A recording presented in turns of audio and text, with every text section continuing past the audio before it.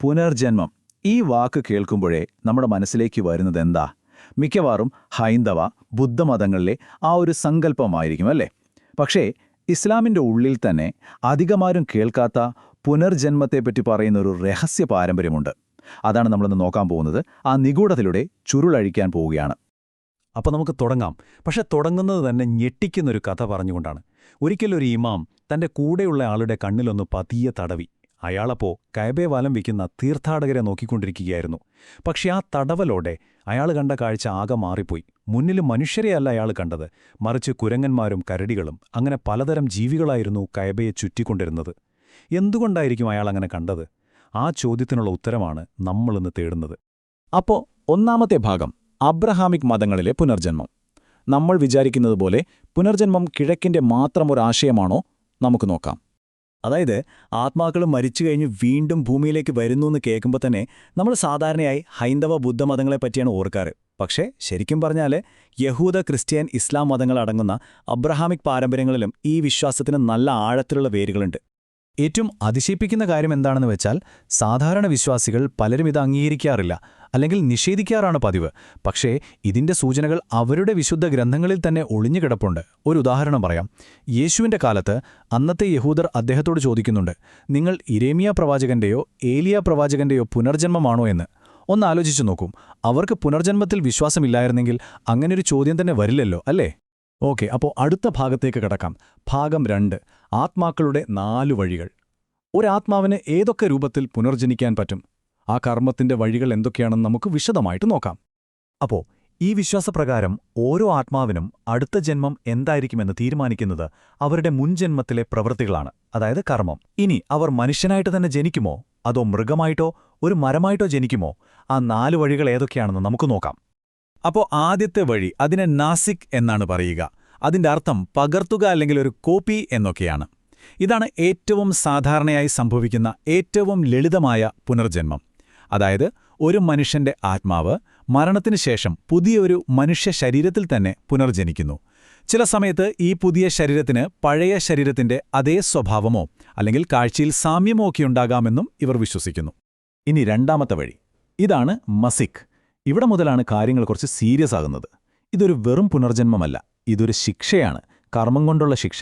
അതായത് ഒരുപാട് പാപങ്ങൾ ചെയ്തൊരു മനുഷ്യന്റെ ആത്മാവ് അതിന്റെ ശിക്ഷയായിട്ട് ഒരു മൃഗത്തിന്റെ ശരീരത്തിൽ പുനർജനിക്കുന്നു. നമ്മൾ ആ തുടക്കത്തിൽ പറഞ്ഞ കഥയിലെ കാബയെ ചുറ്റുന്ന കുരങ്ങന്മാരും കരടുകളും, അത് ഈ ആശയത്തിന്റെ ഒരു ഉദാഹരണമാണ്. അടുത്തത് മൂന്നാമത്തെ വഴി, ഫസിക്. ഇതും ഒരുതരം ശിക്ഷ തന്നെയാണ്. പക്ഷേ ഇവിടെ ആത്മാവ് പുനർജനിക്കുന്നത് ഒരു മൃഗമായിട്ടല്ല, പകരം ഒരു ചെടിയായിട്ടാണ്. ഒരു മരമായോ ഒരു പൂച്ചെടിയായോ, എന്തിന് ഒരു പുൽക്കൊടിയായിട്ട് പോലുമാകാം ആ പുനർജന്മം. ഇനിയുള്ളതാണ് നാലാമത്തെയും കൂട്ടത്തിൽ ഏറ്റവും കഠിനവുമായ വഴി, റാസിഖ്. ഇവിടെ ഒരു ആത്മാവ് പുനർജനിക്കുന്നത് ജീവനില്ലാത്തൊരു വസ്തുവായിട്ടാണ്. ഒരു കല്ലായോ അല്ലെങ്കിൽ ഒരു കഷ്ണം ഇരുമ്പായോ. ഒന്ന് ആലോചിച്ചു നോക്കൂ, ചിന്തിക്കാൻ പോലും പറ്റാത്തൊരവസ്ഥയാണത്. ഇതിനൊരു തെളിവായിട്ട് ഈ വിശ്വാസക്കാർ ഖുർആനിലെ നിങ്ങൾ കല്ലോ ഇരുമ്പോ ആയിക്കൊള്ളുക എന്നൊരു വാക്യം പോലും എടുത്തു കാണിക്കാറുണ്ട്. ഓക്കേ, അപ്പം നമ്മൾ 4 വഴികളും കണ്ടു. ഇനി ഭാഗം 3, പ്രപഞ്ച കർമ്മ വ്യവസ്ഥ. എന്തിനാണിങ്ങനെ ഒരു സിസ്റ്റം? ഇതെങ്ങനെയാണ് പ്രപഞ്ചത്തിൽ നീതി ഉറപ്പാക്കുന്നത്? അപ്പോൾ എന്തിനാണ് ഇതൊക്കെ സംഭവിക്കുന്നത്? ഈ സിസ്റ്റത്തിന്റെ യഥാർത്ഥ ഉദ്ദേശം എന്താണ്? ഈ ചോദ്യങ്ങൾക്കുത്തരം കിട്ടണമെങ്കിൽ പാപങ്ങളെയും നീതിയെയും പറ്റി ഈ ഒരു വിശ്വാസത്തിനുള്ള കാഴ്ചപ്പാടെന്താണെന്ന് നമ്മൾ ആദ്യം മനസ്സിലാക്കണം. ഈ വിശ്വാസപ്രകാരം നീതിയുടെ കണക്കുകൾ വളരെ വ്യക്തമാണ്. പാപങ്ങളെ 3 ആയിട്ടാണ് തരംതിരിച്ചിരിക്കുന്നത്. ഇതിൽ ദൈവത്തിനെതിരായ പാപങ്ങൾ അത് അന്തിമ വിധിനാളിൽ ദൈവം തന്നെ നോക്കിക്കൊള്ളും. പക്ഷേ നമ്മൾ മറ്റു മനുഷ്യരോട് ചെയ്യുന്ന തെറ്റുകളുണ്ടല്ലോ, ആ കടങ്ങൾ, അത് ദൈവത്തിന്റെ മുന്നിൽ എത്തുന്നതിനു മുൻപ് ഈ ഭൂമിയിൽ വെച്ച് തന്നെ തീർക്കണം. അതിനുള്ളൊരു വഴിയാണ് ഈ പുനർജന്മം. ഇതിൻ്റെയൊക്കെ പ്രധാന ലക്ഷ്യമെന്ന് പറയുന്നത് പെർഫെക്റ്റ് ജസ്റ്റിസ്, അതായത് തികഞ്ഞ നീതിയാണ്.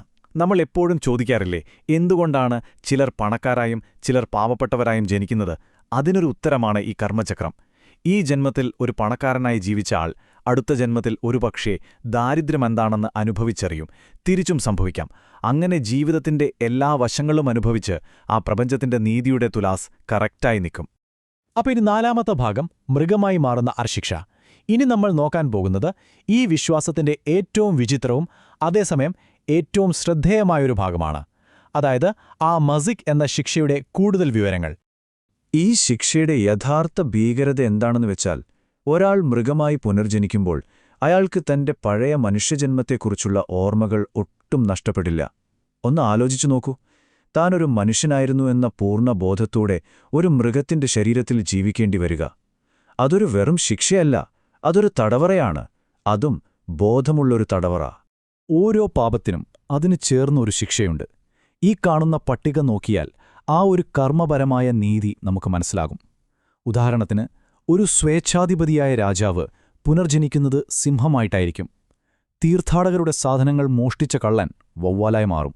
ഇനി ഒരു പ്രവാചകനെ കളിയാക്കിയാളോ, അയാളുടെ ഗതി ഒരു കൊതുകിൻ്റേതായിരിക്കും. അതായത് ഓരോ ശിക്ഷയും അവർ ചെയ്ത പാപത്തിന് സമാനമായ ഒന്നായിരിക്കും. പക്ഷേ ഒരു കാര്യം നമ്മൾ ഓർക്കണം, ഈ ലോകത്തുള്ള എല്ലാ മൃഗങ്ങളും ഇങ്ങനെ ശിക്ഷിക്കപ്പെട്ട ആത്മാക്കളാണെന്ന് ഇതിനർത്ഥമില്ല. അവയിൽ ചിലതു മാത്രമാണങ്ങനെ. ഒരുപക്ഷേ ചിലപ്പോൾ നമ്മുടെ വളർത്തുമൃഗങ്ങളൊക്കെ വിചിത്രമായി മനുഷ്യരെ പോലെ പെരുമാറുന്നത് നമ്മൾ കാണാറില്ലേ? അതിന് ഈ വിശ്വാസക്കാർ നൽകുന്നൊരു വിശദീകരണം ഒരുപക്ഷേ ഇതായിരിക്കാം. അപ്പോ നമ്മൾ അവസാന ഭാഗത്തേക്കെത്തുകയാണ്. ഭാഗം 5. മനുഷ്യനായി ജനിച്ചതിന്റെ ഉദ്ദേശം. എന്താണ് ഈ പോരാട്ടത്തിൻ്റെയൊക്കെ അർത്ഥം? എന്തിനാണ് നമ്മൾ മനുഷ്യരായിരിക്കുന്നത്? എന്താണ് യഥാർത്ഥ ലക്ഷ്യം?